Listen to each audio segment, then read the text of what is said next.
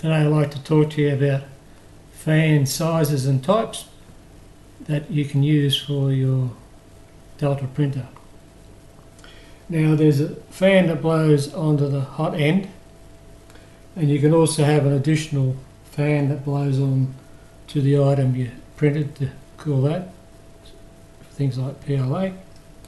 But if you shift your electronics in underneath the hot bed, it pays to cool that down, and it also pays to monitor it. You can buy yourself a cheap $1.50, $2 aquarium thermometer and just feed the end in underneath and have this sitting on the outside, so you can always with a quick glance see if your electronics are getting too hot and if the fan on that is sufficient. Also, you need to buy yourself a fan, and this is perhaps the common type you see, and there's also this blower type where it's got a side intake and blows out through a short horn. These are about $1.50, $1.75,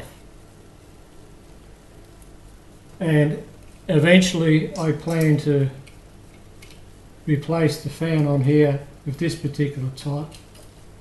But they sell, this is a 50mm one, they sell a 25mm one, so a quarter the size, but the trouble is they sell it for $18.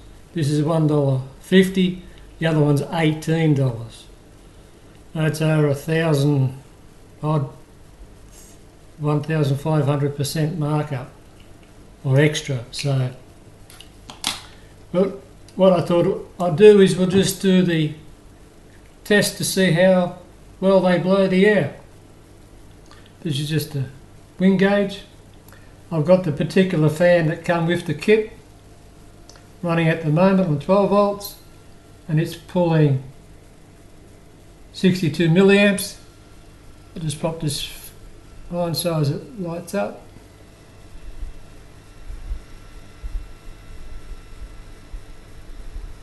I'll find the maximum sweet spot. So it was round about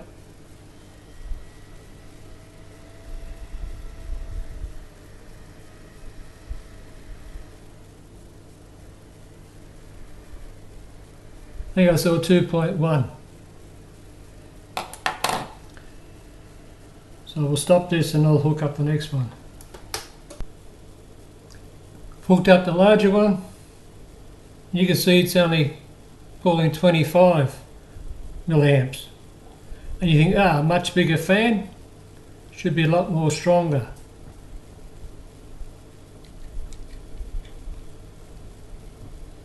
We'll just see if we can find the sweet spot. 2, 1, 2, 3. Not that much more powerful than the smaller one supplied. This is the final one. Now, as you can see, it's pulling around about 200 milliamps. But already I can tell that it's spinning around quite strongly.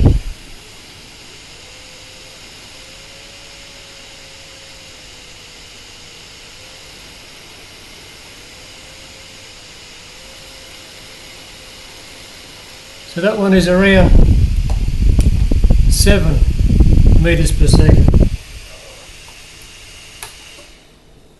Now the reason why I like it over this type, if you want to mount this on the inside, you have to have an area that's clear to allow the air in and air out.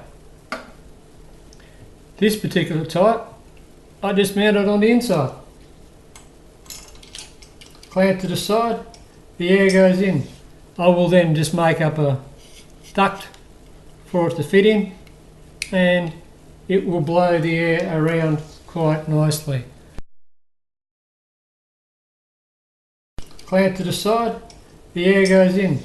I will then just make up a duct for it to fit in, and it will blow the air around quite nicely. And when I get another 18 bucks spare, I might then experiment there. But the idea is that you can either mount it on there like that if it doesn't interfere, or what I plan to do is run it over the edge and ducting down. You could even mount it to one of the arms. So there's lots of opportunities there to try different cooling methods, and the blower type are the most efficient. There is a price to pay with the power, but it's taken directly from the power supply, not from the circuits, so that shouldn't be a problem.